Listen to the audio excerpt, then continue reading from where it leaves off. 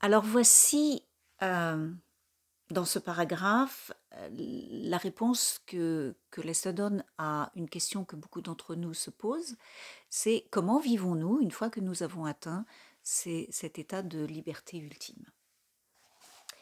C'est difficile de distinguer ceux qui ont atteint l'état ultime de quelqu'un d'autre. Ils traversent les mêmes mouvements de la vie et il est possible qu'ils continuent de faire ce qu'ils faisaient avant. Mais leur regard sur la vie est complètement différent. Ils n'ont aucun ego et aucune préoccupation pour le corps. Ils s'intéressent aux autres et non à eux. Ils s'intéressent à toute l'humanité. Rien de ce qu'ils font n'est motivé par leur ego. Leur corps continue de suivre son cours normal et en général, il fait sa sortie de la même manière que tous les corps font leur sortie, par la soi-disant mort et le cercueil. Ils voient le monde entier et le corps comme une illusion créée mentalement de la même manière que nous créons des scènes, des villes et des mondes dans nos rêves nocturnes.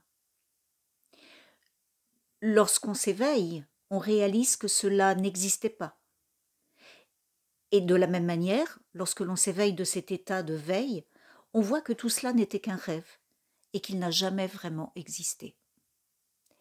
On voit que la seule chose qui ait vraiment existé est notre être, la réalité absolue, être l'être-té dans sa totalité, infini, absolument parfait, omniscient, omnipotent et omniprésent.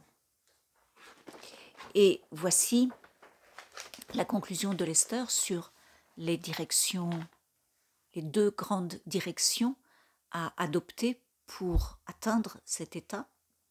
Alors, pour résumer, voici les deux points principaux que je souhaite mettre en avant. Premièrement, la quête de « que suis-je » est la méthode la plus puissante. Posez-vous la question dans un moment de calme et lorsque d'autres pensées arrivent, demandez-vous à qui sont ces pensées. La réponse est « à moi ». Alors, que suis-je ? Et vous êtes à nouveau sur le chemin jusqu'à ce que vous ayez la réponse dans sa totalité. Le deuxième point est « soyez le témoin et pas celle ou celui qui fait ». Je vous retrouve bientôt.